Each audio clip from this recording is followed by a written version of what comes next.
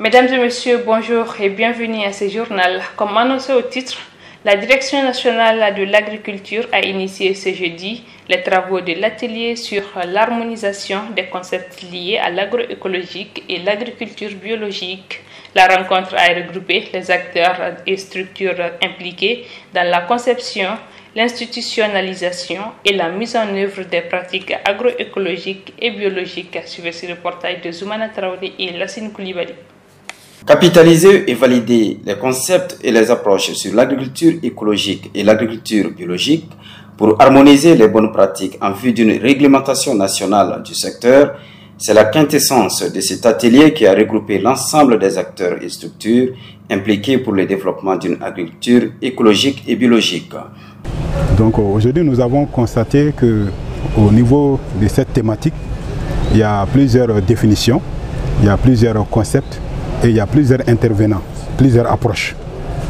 Donc d'où la nécessité vraiment d'organiser cet atelier et pour pouvoir regrouper tous les acteurs et discuter vraiment en fond pour pouvoir harmoniser vraiment ce concept-là. Donc notre objectif visé, c'est vraiment d'avoir une compréhension commune avec l'ensemble des acteurs impliqués dans l'agroécologie et dans l'agriculture biologique, pour que nous puissions vraiment harmoniser les termes et pouvoir vraiment parler le même langage. L'agriculture conventionnelle a montré ses limites parce que les gens pensaient qu'avec l'agriculture conventionnelle, les intrants chimiques, les pesticides, c'était pour booster la production agricole.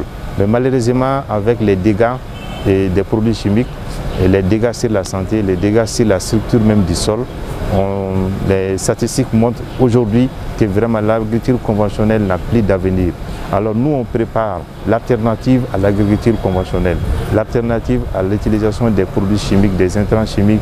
Comme vous le savez, les producteurs maliens n'arrivent plus à acheter les engrais. Alors on ne peut pas continuer parce que nous sommes dans un monde mondialisé, globalisé.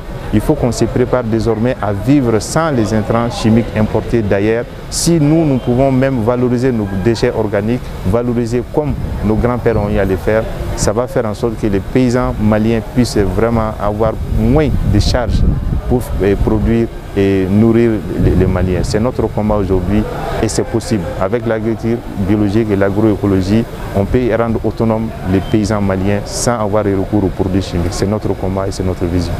Il s'agit là donc pour les acteurs de répertorier et de définir les concepts et les approches de l'agriculture biologique et écologique, et cela en vue de mieux édifier les acteurs. L'atelier offre un cadre d'échange autour des bonnes pratiques et les approches basées sur l'agriculture écologique et biologique.